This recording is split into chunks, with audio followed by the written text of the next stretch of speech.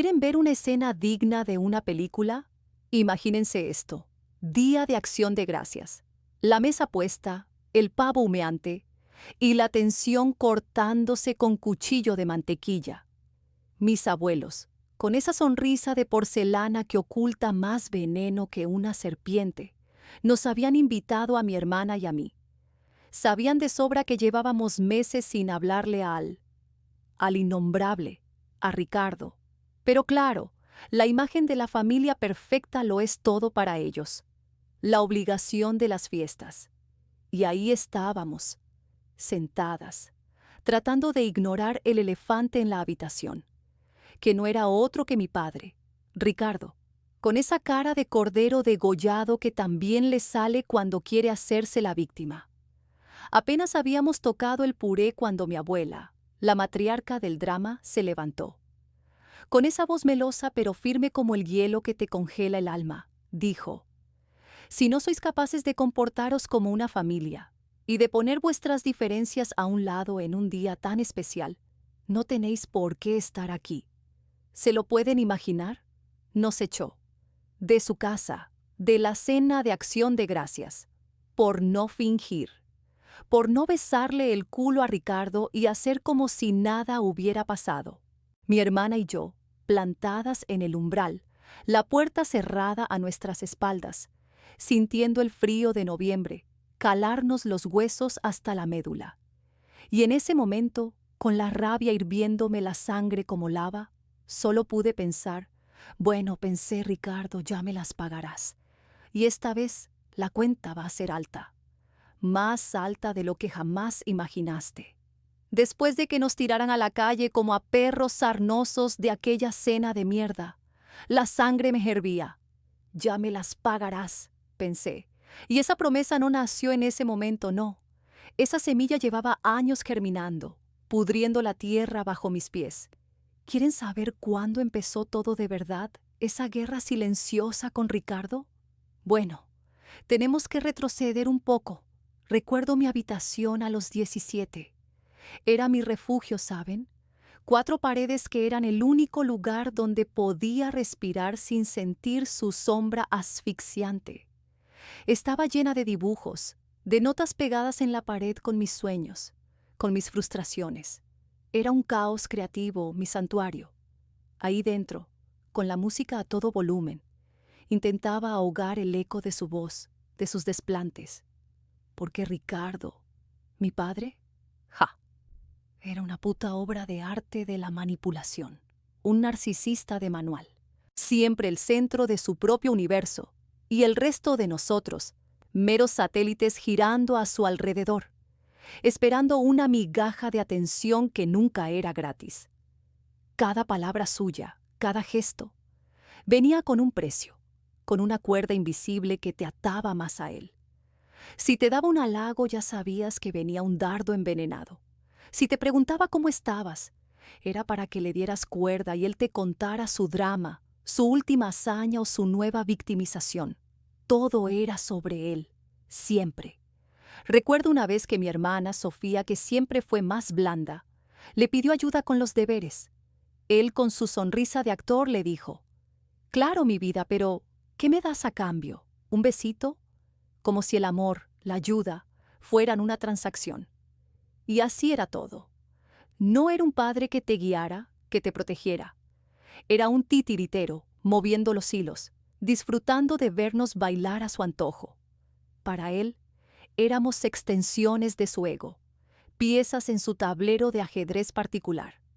Y si una pieza no le servía, o se salía del guión, la apartaba, sin pestañear. No es que no habláramos con él porque sí, por un capricho. Es que llegó un punto en el que el silencio era la única forma de no asfixiarse, de no perderse a una misma en su laberinto de mentiras y victimismo, de no ser una más de sus marionetas rotas. No fue por capricho, ni de un día para otro, que decidimos que Ricardo era un capítulo cerrado. Fue una acumulación lenta, dolorosa, gota a gota, hasta que el vaso no solo se derramó, sino que se hizo añicos. Recuerdo una vez, estábamos en una discusión, y me soltó una frase que me heló la sangre, Cuando le increpé al día siguiente, me miró con esos ojos de cordero degollado y dijo: «Alma, ¿de qué hablas? Yo jamás diría algo así. Te lo estás inventando. ¿Estás tan estresada últimamente?» ¿Se lo pueden imaginar? Que la realidad se doblegara a su antojo, que mi propia memoria fuera una patraña. Te hace dudar de todo, hasta de tu sombra. O cuando Sofía, mi hermana, intentaba contarnos sus proyectos, sus sueños. Él la escuchaba, asentía, y al final, siempre con esa sonrisa condescendiente: «Qué bien, mi vida, pero no te ilusiones tanto, ¿eh? Recuerda que la vida es dura. Yo, a tu edad, ya había fracasado 3 veces antes de lograr algo». No era ánimo, era una losa, un intento velado de cortarle las alas antes de que siquiera empezara a volar. Nos tenía a las dos en una especie de competición invisible. «Tu hermana es tan sensible», le decía a Sofía cuando yo ponía un límite. «Pero tú, Alma, tú eres la fuerte, la que entiende las cosas». No era un cumplido, era una trampa, una forma de dividirnos para reinar sobre nuestro caos. Y las victimizaciones. Dios, las victimizaciones. Cualquier intento de tener una conversación adulta, de señalar algo que nos dolía, se convertía en un monólogo suyo sobre lo incomprendido que estaba, lo mucho que había sacrificado por nosotras. «Después de todo lo que he hecho por ustedes, así me pagan. Me están matando lentamente, ¿saben? Me están quitando las ganas de vivir». Y nosotras, las culpables, siempre nosotras. Llegó un punto en el que el aire a su alrededor era tóxico. Cada interacción era una batalla que no queríamos librar, una herida que no queríamos sanar. Fue entonces, en el silencio de nuestra propia desesperación, cuando Sofía y yo nos miramos y lo entendimos. Teníamos que elegirnos a nosotras, a nuestra paz mental, elegir el silencio antes que su veneno. Y sí, pensé en ese momento, con el alma cansada pero la voz firme: «Bueno, Ricardo, ya me las pagarás, pero no con mi cordura ni con la de mi hermana. Con eso ya no cuentas». Y así fue. Decidimos el silencio. Al principio fue raro, casi como si nos faltara un pulmón que siempre estaba listo para inflarse de aire tóxico. Pero luego, el alivio, ¿se lo pueden imaginar? Respirar un aire que no apestaba a culpa ni a manipulación. Ese fue nuestro primer sorbo de libertad. Con Sofía, el silencio era diferente. Era un bálsamo, no una condena. Todavía recuerdo esas mañanas, sentadas en la cocina, con el café humeando entre nosotras. Ella, con su taza entre las manos, yo con la mía. No necesitábamos hablar mucho. Una mirada bastaba, un leve asentimiento, un suspiro compartido. Éramos un equipo, un frente unido contra lo que habíamos dejado atrás. Nuestra complicidad se volvió nuestra armadura. Ella era mi ancla, y yo la suya. Nos salvamos la una a la otra de ahogarnos en ese veneno familiar. Había cosas que no se hablaban, se sentían. La fortaleza que nos habíamos dado la una a la otra era nuestro escudo. Y la realidad era que Ricardo ya no pintaba nada en mi vida legalmente. Desde hacía un tiempo, la custodia sobre mí, sobre mi vida, ya no era suya. Esa batalla al menos la habíamos ganado. Fue uno de esos momentos donde sientes que, por fin, una parte de la armadura te la puedes quitar, un peso menos. Y ese peso ahora lo cargaba él. Bueno, pensé, ya me las pagarás, pero no con mi cordura, ni con la de mi hermana. Con eso ya no cuentas. Creímos que con ese silencio, Ricardo se había quedado sin armas, sin combustible. Pensamos que por fin, al menos en nuestro rincón, habíamos cortado la raíz de esa maleza. Ingenuas, ¿verdad?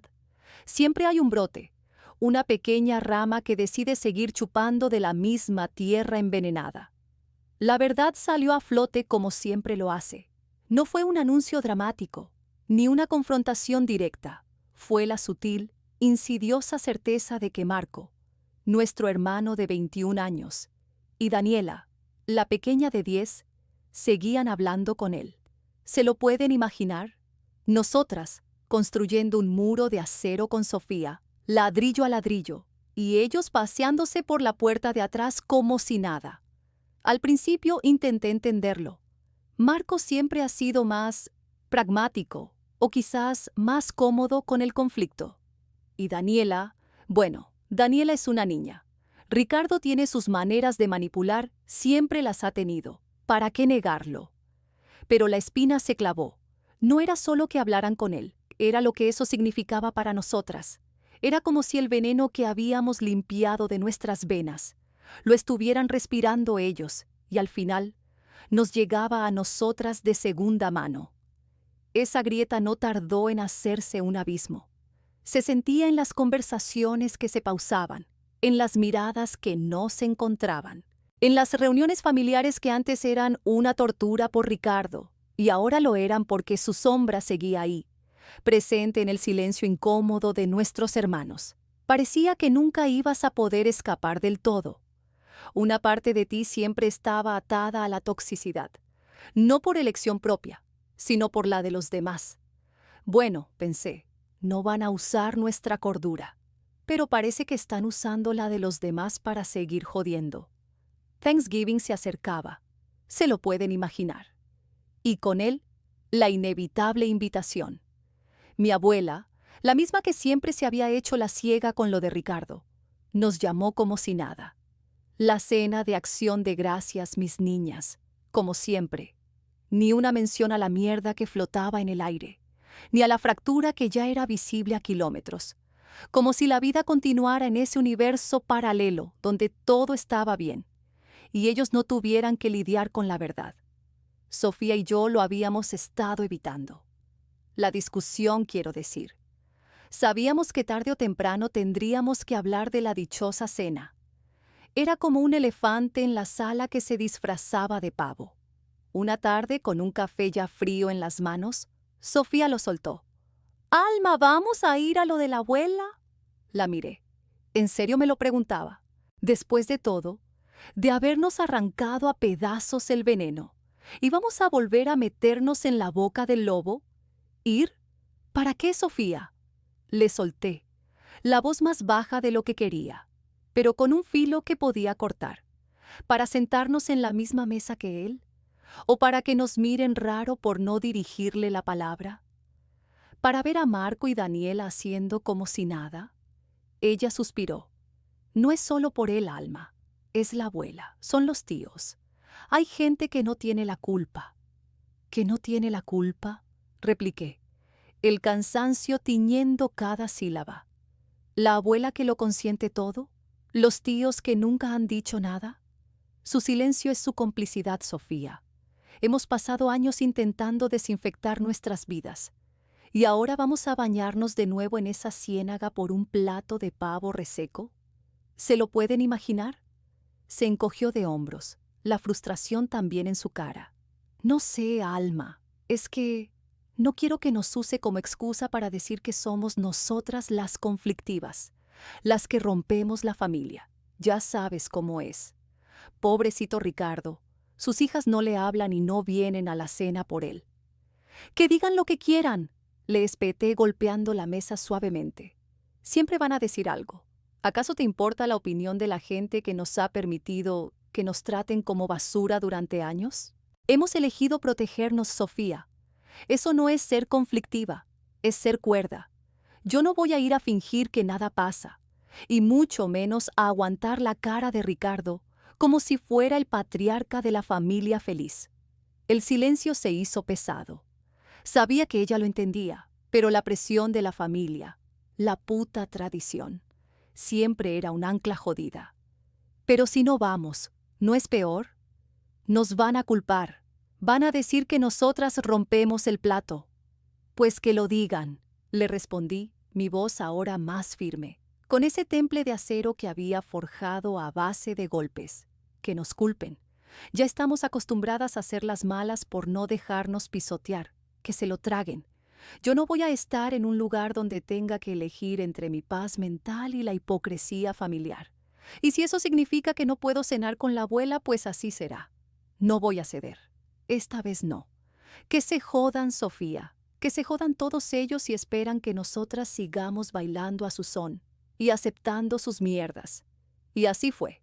No fuimos a esa cena de acción de gracias. La decisión estaba tomada, firme, inamovible, como la roca que una ha de volverse cuando todo alrededor amenaza con arrastrarte. Y por supuesto, el circo no tardó en empezar. Las llamadas no se hicieron esperar. Mensajes de texto de tías escandalizadas, de primos que no entendían por qué éramos tan rencorosas. La abuela, claro, con su habitual martirio de «Estoy tan triste. Tus padres se van a morir sin ver la familia unida». Lo de siempre. El mismo disco rayado que habían puesto durante años cada vez que nos atrevíamos a poner un límite. Pero lo que de verdad me quemó por dentro, lo que hizo que esa fatiga constante se transformara en una rabia helada, fue la campaña de difamación que Ricardo empezó a soltar por ahí. ¿Se lo pueden imaginar? Él, el padre ausente, el manipulador, el que nos dejó cicatrices que aún hoy intentamos sanar, ahora se paseaba por la familia y por el círculo de amigos de siempre, con la cara de cordero degollado, soltando perlas como que lo odiábamos, que éramos unas desagradecidas que lo habíamos cortado para herirlo, para hacerle daño de forma gratuita, simplemente por pura maldad. Para herirlo, el descaro. El hombre que nos usó, que nos ignoró, que nos hizo sentir culpables por existir, ahora se hacía la víctima, porque no estábamos dispuestas a seguirle el juego de la familia feliz. Estaba cansada de que siempre fuéramos nosotras las malas del cuento, las que no sabían perdonar o pasar página. Cansada de sus mentiras, de su cara de víctima mientras por detrás seguía tejiendo telarañas de resentimiento y control. Pero esta vez, la jugada le iba a salir cara. Bueno, pensé, ya me las pagarás, Ricardo. Ya verás cómo la verdad, esa que tanto te empeñas en sepultar bajo tus victimismos, siempre encuentra su camino para salir a la luz. Y cuando lo haga, no habrá vuelta atrás. La rabia que me generó la campaña de difamación de Ricardo no se nos quitó de encima. Nos dejó a Sofía y a mí con una resaca emocional que no había manera de pasar. Él, por su parte, seguía en su papel de mártir, alimentando la narrativa de que éramos unas hijas crueles. ¿Se lo pueden imaginar? Él, el protagonista de su propia tragedia, mientras nosotras éramos las villanas silenciosas. Hablamos horas, mi hermana y yo, dándole vueltas a la cabeza. ¿Qué hacíamos? ¿Lo dejábamos seguir con su cuento? ¿O era hora de plantar cara? Porque ignorarlo ya no era una opción. Había cruzado una línea. Ya no era solo su indiferencia habitual o sus desplantes. Ahora era un ataque directo a nuestra reputación, a nuestra versión de la historia. Y fue ahí, en medio de esa tormenta de frustración, donde surgió la idea. Quizás la más inteligente o la más kamikaze, no lo sé todavía. Decidimos que iríamos a Acción de Gracias. Sí, lo sé, suena a locura, ¿verdad? A sentarnos a la mesa con el hombre que nos había destrozado. Pero no era por él, ni mucho menos. Era por nosotras y por todos los demás. Íbamos a ir no para hacer las paces, ni para fingir que éramos la familia feliz que él tanto anhelaba para la foto. Íbamos para contrarrestar su veneno, para que vieran, con sus propios ojos, que no éramos unas resentidas que odiaban a su padre, que no estábamos cortando lazos para herirlo.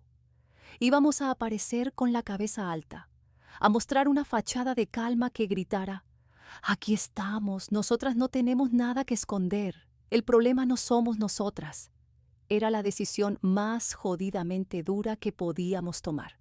La perspectiva de tener que verle la cara, de aguantar sus miradas de pena impostada, de sentir la tensión flotando en el aire. Pero era un mal necesario. Íbamos a ser las personas maduras, las que no le daban el gusto de confirmar su relato de hijas rencorosas y ausentes. Íbamos a estar ahí, como si nada, dejando que la verdad, esa que Ricardo tanto quería enterrar, empezara a asomarse por sí misma, simplemente con nuestra presencia. Nos preparamos, nos pusimos la armadura. Ya verás, Ricardo, pensé. Te vas a encontrar con que tu obra de teatro tiene un par de personajes que se niegan a seguir tu guión. Y eso, querido, te va a salir muy caro. Así que, con esa determinación amarga, Sofía tomó el teléfono. Un mensaje corto, educado, a los abuelos paternos. Hola, abuelos. Esperamos que estén bien. Queríamos avisarles que nos gustaría asistir a la cena de acción de gracias este año. Un abrazo. Esperamos. Dios, ¿qué esperábamos? ¿Una bienvenida con los brazos abiertos? ¿Una neutralidad? Éramos tan ingenuas a veces, ¿saben? La respuesta no tardó en llegar, menos de una hora. Y no fue precisamente un qué alegría. El mensaje decía, palabras más, palabras menos, que nuestro padre, Ricardo, no se sentía cómodo con nuestra presencia, que era demasiado pronto, que si no estábamos dispuestas a resolver las cosas con él, era mejor que nos abstuviéramos de asistir para no crear un ambiente tenso en la cena de acción de gracias. ¿Se lo pueden imaginar? Nos estaban expulsando de la casa de nuestros propios abuelos. ¿Por qué? Porque no hablábamos con papá. No hablábamos con papá porque papá era un manipulador de manual, que nos había destrozado la vida y nos había pintado como las villanas. La rabia subió por la garganta, pero al mismo tiempo, la confirmación. Una confirmación fría y dura de lo que ya sabíamos. Su veneno ya había calado hondo. Ricardo ya les había comido la cabeza. Nos había convertido en las hijas problemáticas que rompen la familia. Y los abuelos, nuestros abuelos, habían comprado la historia sin pensarlo 2 veces. Nos habían dado la espalda. Otra vez. Ricardo, pensé en ese instante. Bueno, ya me las pagarás. Te juro que me las pagarás. Porque esto no había hecho más que empezar. Él creyó que nos había quitado un asiento en la mesa. Pero lo que hizo fue darnos una razón más para quemar el puto mantel. Me quedé mirando el mensaje de los abuelos, el que nos expulsaba de acción de gracias. La pantalla me quemaba en las manos. La rabia, como ya les dije, era un incendio, pero también había una confirmación helada. Se habían decantado. Ricardo había ganado la primera batalla. El muy cobarde no quiso dar la cara, claro. Envió a sus padres a hacer el trabajo sucio. Al día siguiente, cuando la rabia aún me quemaba las entrañas, el teléfono volvió a vibrar. Era de nuevo la abuela. No era una retractación de la expulsión, ni una disculpa. No, era otra cosa. Decía que antes de acción de gracias, antes de que llegara el día fatídico, le gustaría que habláramos por teléfono, las 3, nosotras y ellos. Que había cosas importantes que conversar. ¿Importantes? ¿Se lo pueden imaginar? Primero nos tachan de la lista de invitados por no hablar con papá, y ahora quieren una conversación importante. El tono, aunque formal, era pesado, cargado. Sugería una de esas charlas donde se deciden los destinos, donde te sientan para decirte cómo son las cosas. Mi hermana y yo nos miramos. La primera reacción fue la desconfianza pura. Esto sonaba a una emboscada, a un último intento de ablandarnos o de imponernos las condiciones de Ricardo bajo la fachada de la unidad familiar. Pero luego, una parte de mí, esa parte guerrera que se niega a doblarse, vio una oportunidad, una maldita oportunidad. Quisimos saber qué les había metido Ricardo en la cabeza, qué versión de nuestra historia les había vendido para que nos dieran la espalda tan rápido. Y sí, por un atisbo de milagro, aún quedaba algo de sensatez en ellos. Así que sí, les dijimos que sí, que llamaríamos, íbamos a escuchar, íbamos a jugar a su juego,